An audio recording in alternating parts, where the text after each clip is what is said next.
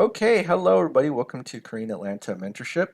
And in this video, I'm going to talk about how some people argue that if people just paid extra payments to their loans, velocity banking wouldn't be necessary. Now, you might be asking, what does extra payments mean? All it means is that you're putting your leftover savings and throwing it all directly into loans, right? And here's the funny part. I actually agree with them, right?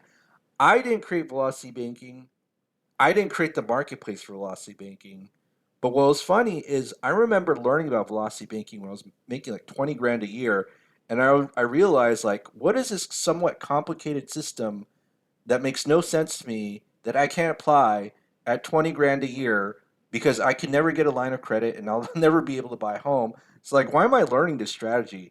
And the funny thing is, sometimes you got to learn the strategy before you ever get to play the game, right? So when I first bought my first home in 2021, guess what? After 1 year, I applied the strategy and I paid off 58 grand of my mortgage in a year. And I was like, wow, that's insane.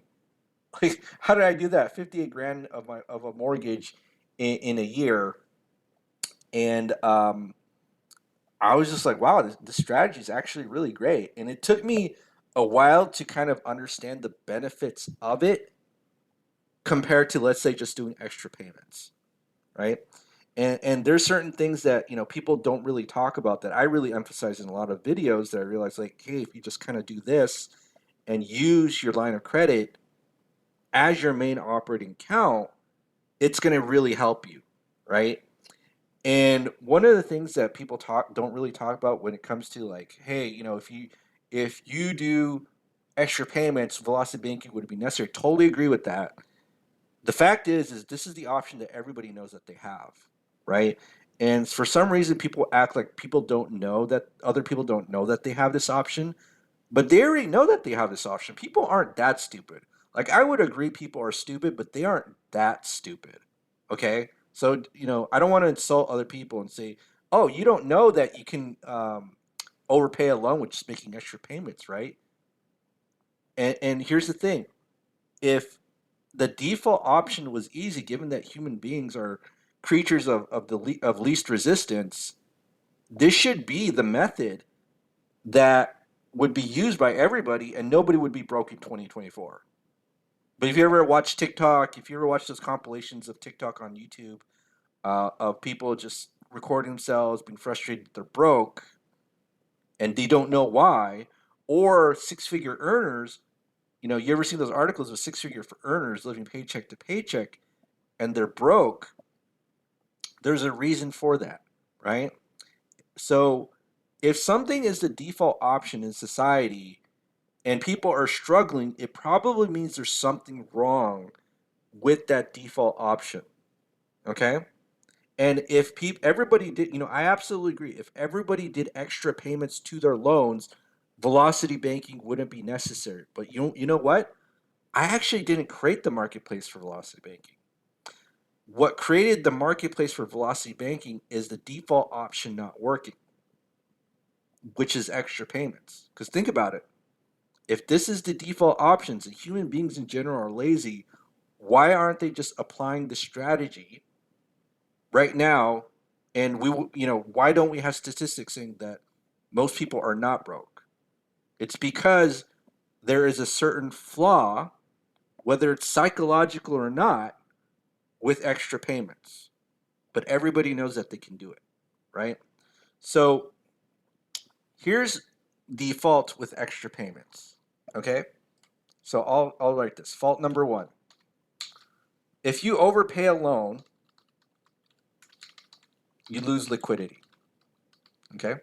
So let me think. I'll just show you an example right here. So if you go here, I have a budget of an average American. Okay, and let me just go ahead and zoom this. I have a budget of an average American who only makes $212.50 in savings, um, in after their monthly budget, right? So after they have 5,700 in income, which is good income, pretty good income, they got almost the same in expenses because huge credit card debt and a mortgage, and they only have $212 left over and 50 cents. Now, let's say because I want to quote pay off my mortgage early, I put this $212.50 into the mortgage. Now, obviously, you could put in the credit cards because the credit cards are 30%, but I'm just talking about overpaying a loan like a mortgage, right? If you put this $212.50 into this mortgage, you don't get it back. Now, people say that why don't you just use a credit card as a backup, right? And you certainly can do that, right? But why is it that, again, this is like the second default option. So you can make extra payments, okay? You can make extra payments, and then if you ever needed more money, just simply charge your credit card, okay? So why is it that people aren't doing that? Is because you're doing essentially what the banking system wants you to do, which is number two, and I always talk about this word a lot, and no, I don't think a lot of people really understand the importance of it, but this is the reason why six-figure people are broke. So if you're a six-figure person and you're broke and you've emailed me, you know who you are if you've emailed me your spreadsheet because I get random solicitations from people telling me I'm making a lot of money and I'm broke. And then why is that? Because every time I see your expenses, especially all your debt, you have like 14 or 15 debts, right? And the way that the banks want you to live, right, is they don't want you to have your money focused, okay? They want something called segregation of income. So when you get your paycheck, and I know seems a little bit stupid and abstract because I thought it was really stupid too when I first learned it, is when your paycheck comes into the checking account and you're not putting your money in one place, right? What happens to that paycheck if there's 15 debts at the same time?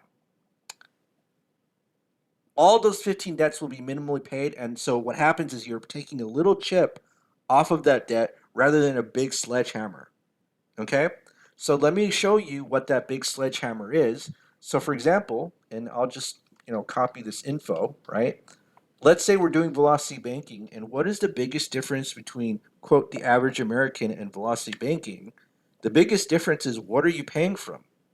Your checking account or your line of credit, right? And let's just imagine that we had an $80,000 home equity line of credit, okay? What if I just moved all of this debt, so all of this debt, and let's see, I think it's like 77K, but we'll just go ahead and add it up. 30 plus 15 plus 10. Is that 75K? Yeah, it's 75K. Okay, so let's say I moved the $75,000 balance and just did a simple debt transfer. Guess what happens? Zero, zero, zero, zero, zero, right? Look at just by doing a simple debt transfer how much cash flow we get back. And all we have to do is just put that paycheck into one place, right? One place and take our expenses out. And that will solve. I'm not saying this is going to be 100% foolproof because obviously they shouldn't by or they shouldn't be, people in general shouldn't be doing stupid stuff like buying boats and stuff like that, right? But it's going to help you focus your money on one place and prevent segregation of income, right? If I do extra payments, and let's say I pay this to the loan, like a loan directly, guess what? I lost my liquidity, right? But if I overpay this, and then let's say I use a credit card as a backup, if you have just one loan and one credit card, not a big deal, right? But in general, when people make a lot of money, they just don't have one debt. They have multiple debts. And what you want to do is prevent these two things. And let me just do this. You want to prevent these two things: losing liquidity and segregation of income. Okay? This is really the two main benefits of velocity banking over extra payments. Okay, and if you did like a comparison between like the payoff and the speed, it'll pretty much be the same, right? But with the default option, theoretically it should work. But what happens is that a loan that you can actually pay off. So let's say a 30-year loan, if you do extra payments, it'll take 7 years, right? We'll say that with a 30-year mortgage by doing extra payments. Guess what? So let me just say theory. In reality, because we all have the statistics and data, that 30-year loan becomes a 52-year loan, right? Because people cannot manage their cash flow, and then they always, they get that letter from the bank in 5 to 7 years. Hey, why don't you refinance? Or they'll just sell their home, and basically it's on pretty much a refinance. So that they're that what works in theory isn't working in practice because of these two issues, right?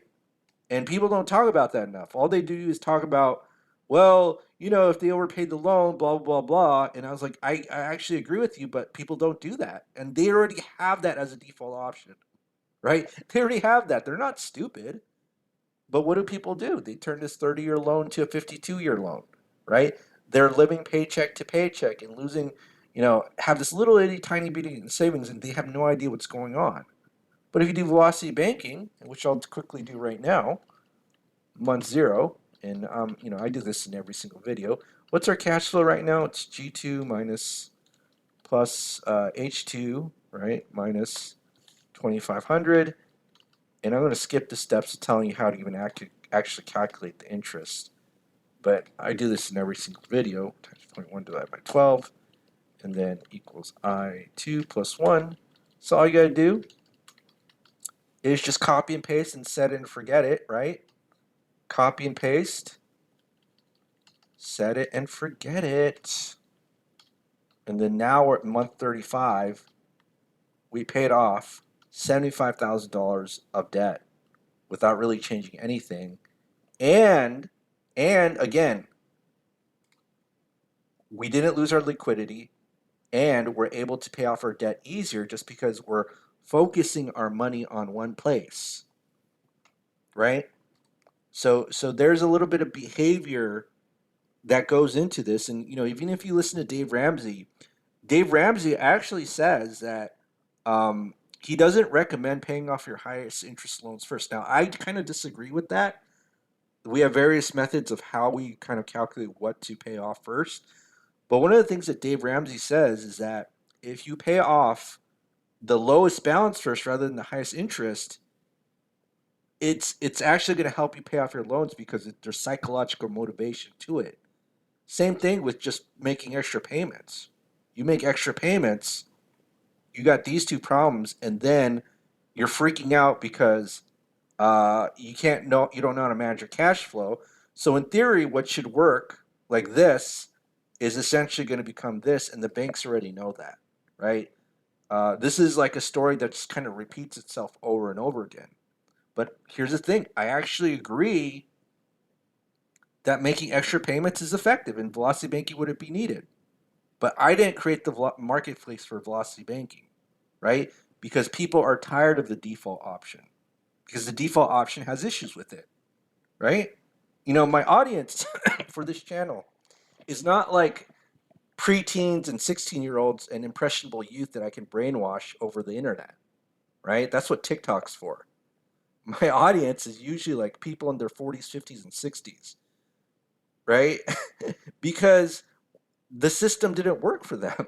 So now they're looking for alternatives. They're looking for velocity banking, and they created the marketplace, not me. I'm just a guy who happened to practice it, who learned it at a stage of life who I couldn't even apply it. And then 30 years later, bam, I applied it and 58 grand of the mortgage gone, right? And I know all the ins and outs of it because I probably knew way too much about it when I couldn't apply it, right? So that's how I know, like, well, this is like the faults that you're probably going to have. These are the traps, which there aren't that many, and people kind of exaggerate them, in my opinion. But I'll just put this as a disclaimer: I'm not a financial counselor or anything like that. But that's what that's really the truth and reality. That people with lots of life experience are looking for alternative solutions to to what's out there because the default option didn't work. And to say that they don't know the default option is actually insulting their intelligence. Okay? All right, so this is Korean Atlanta mentorship. I don't know what's up with me, but I've just been laughing so much, like randomly throughout these videos nowadays. But maybe it's because I just kind of repeat myself over and over again. And yeah, it's all good.